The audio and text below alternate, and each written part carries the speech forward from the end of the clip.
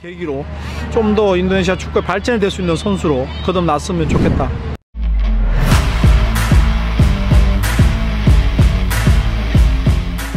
Strategi Sintayong curi poin dari Palestina.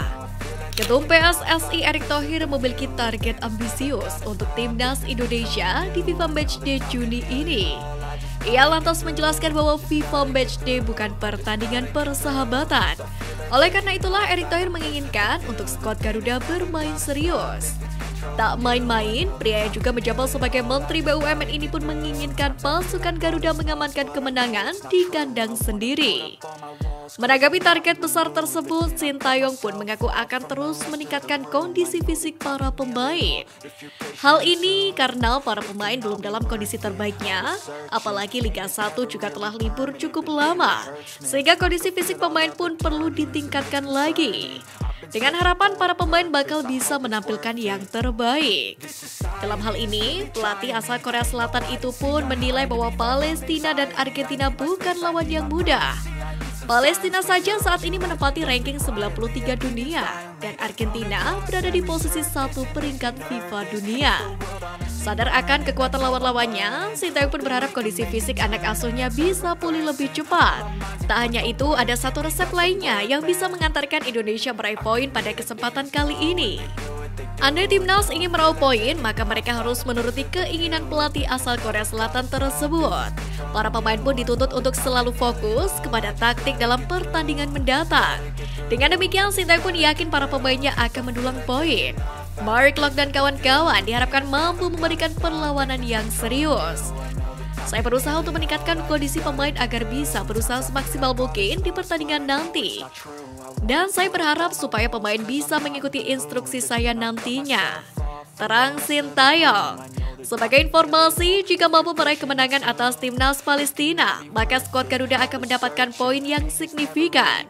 Mengutip dari situs Football Ranking, tim asuhan Sintayong bisa meraih 6,77 poin. Sementara itu, jika meraih hasil imbang, timnas Indonesia bisa mendapatkan lebih dari 1 poin. Namun, timnas Indonesia patut berhati-hati.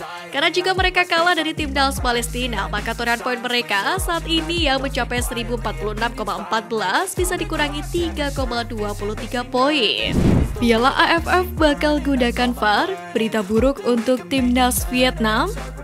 Piala AFF U23 2023 akan digelar pada 17 hingga 26 Agustus mendatang. Thailand menjadi tuan rumah ajang turnamen kelompok umur tersebut, di mana ini merupakan edisi keempat Piala AFF U23.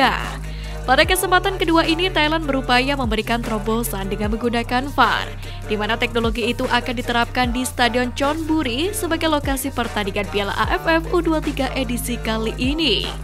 Namun VAR tidak diterapkan langsung sejak awal turnamen.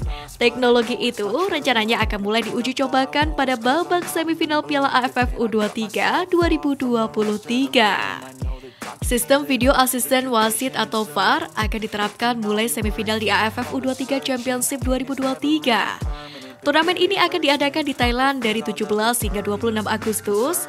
Ini adalah pertama kalinya turnamen internasional AFF menerapkan sistem VAR. Bunyi laporan at The ASEAN Football. Di balik keputusan pihak penyelenggara menerapkan teknologi VAR di ajang Piala AFF U23 2023 ini, hal menarik terlihat dari reaksi netizen yang menganggap penerapan VAR bakal menjadi berita buruk bagi tim Vietnam. Tidak sedikit netizen yang merasa Vietnam bakal was-was dengan adanya penerapan VAR tersebut. Adapun yang membuat netizen menganggap Vietnam merasa dirugikan dengan penerapan VAR soal permainan mengulur waktu yang kerap mereka perlihatkan. Selain itu, aksi-aksi kurang suportif yang kerap kali dilakukan pemain Vietnam bakal mudah terdeteksi dengan bantuan VAR. Alhasil, penerapan VAR benar-benar menjadi mimpi buruk bagi sepak bola Vietnam nantinya. Vietnam sendiri akan bergabung dengan Filipina dan Laos di babak penyisian grup C Piala AFF U23 2023. Lalu timnas Indonesia berebut tiket semifinal dengan menghadapi Timor Leste dan Malaysia di grup B. Sementara grup A menjadi paling ramai karena dihuni oleh 4 tim mulai dari Thailand, Kamboja, Brunei, dan Myanmar. Adu mekanik pelatih timnas Indonesia versus Palestina. Pelatih timnas Indonesia Sintayong bakal beradu taktik dengan arsitek timnas Palestina Makram Daboub dalam FIFA Matchday Juni 2023. Secara karir kepelatihan, Sintayong lebih berpengalaman ketimbang Makram Dabowo. Sebab arsitek berkebangsaan Korea Selatan ini sudah 15 tahun menjadi pelatih.